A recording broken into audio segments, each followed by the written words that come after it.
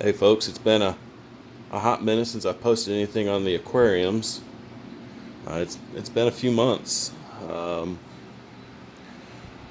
I've been fighting cyano and dino in this tank.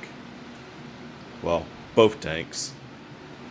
And to fight it, I have reduced the feedings and reduced the time that the lights are on.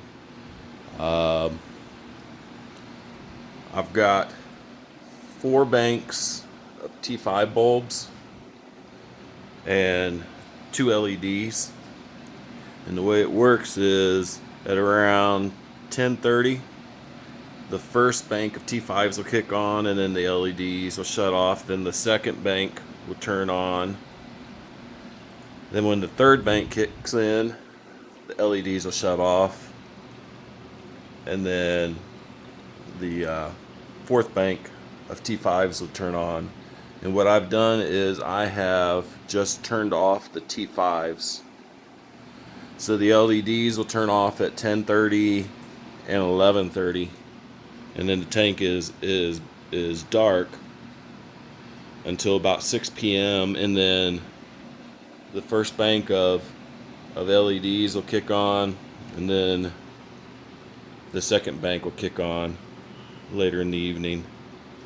And the dino and the cyano is the red slimy stuff.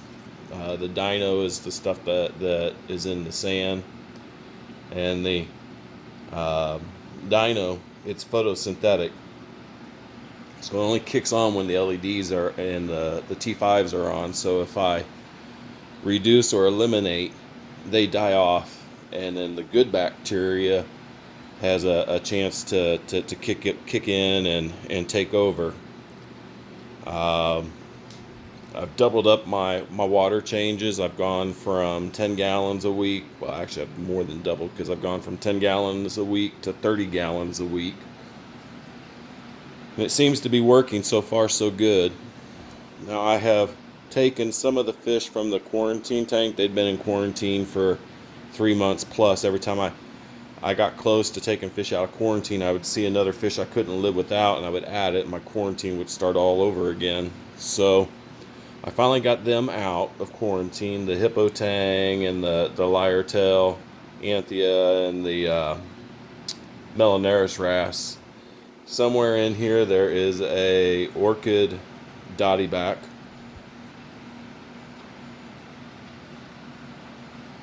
But we'll do a quick walk around. Now I don't know if you can see it in the video or not, I have been letting the algae on the glass grow. And that's one of the ways to combat the cyano and the dino. The algae is competing with both of those for food and nutrients. So once I'm 100% sure that I have beat the cyano and the dino bacteria, I'll go back to weekly scraping the glass and cleaning the glass. So until then, it's gonna look kind of ugly, but if it helps keep the sand clear, I'll suffer through it. So we'll start on the left side of the tank and just do a real slow walk around.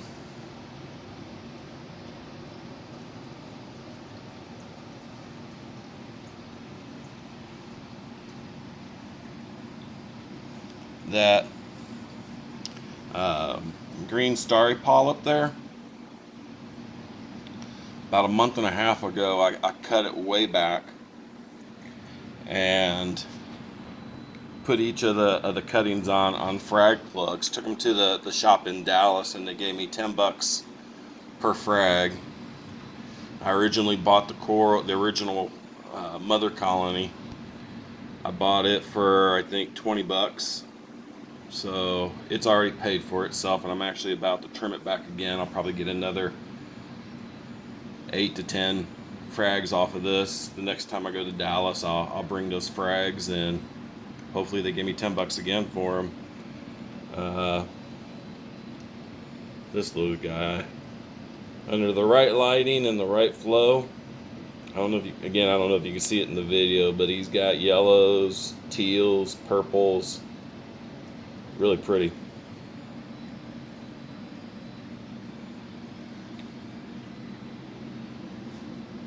So the goal with this rock is to get the entire rock covered with these two or maybe a third zoanthids. I got the radioactive dragon eyes and bam bams. Really pretty. I can't wait for it to grow out and cover the rock. The Palithoa on that rock there, I've had that guy for a little over a year now. He's doing great. Some of the smaller coral frags have died out, and I had been testing nitrates using a API test kit, and come to find out the test kit was saying I had 5 parts per million. I got a different test kit and it was saying I had 50 parts per million, and that's one of the reasons why I've doubled up on my water changes. So there's still a couple of polyps left on this frag plug. Maybe it'll come back, maybe it won't. Only time will tell. So, a couple little frags here and there. Some are doing great, some not so great. This is kind of like a little coral frag nursery. These are frags that I won off of a eBay auction, and getting them used to the water conditions and the lighting.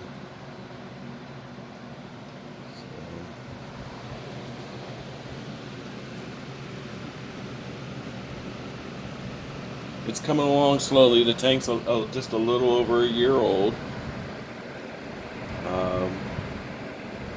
So at the frag shop, or the coral shop in Dallas, saltwater shop, they had rocks with these orange mushrooms on them, going for like $60 a pop.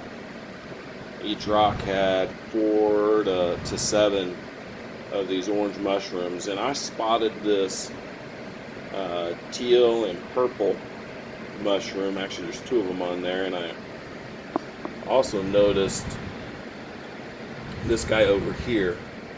And in my mind, I was like, this is probably a $150 to $200 rock with mixed corals on it. So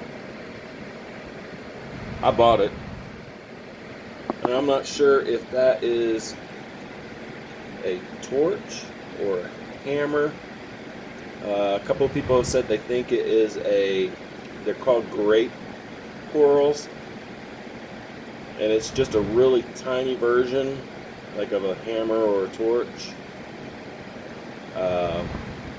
But he's wicked cool. I love that. The dark purple, almost black with the green tips. That guy's cool. And that spotted mushroom, he's pretty cool too. So I got little plugs of zoas here and there. And again, I'm hoping when I get the nitrates down to where they should be, I'm hoping these things will start reproducing and spreading out.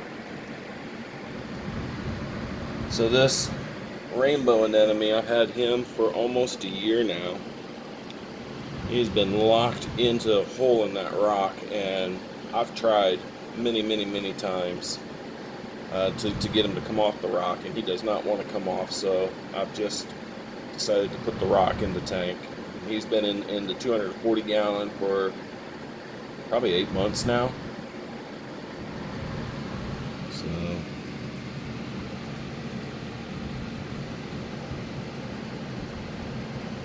So it's slowly coming together. These tanks, and I'm gonna call it a larger tank, even though there are much bigger tanks. But these tanks like this can take over a year to really settle in and get running smoothly. And it's just been, you know, find a problem, solve the problem, find a problem, solve the problem, find a problem, solve the problem, back and forth, back and forth. And that's pretty typical for an aquarium. So there are some that stick it out, and after they have gotten past a year and a half, 2 years, they have just these amazing tanks. So I got nothing but time.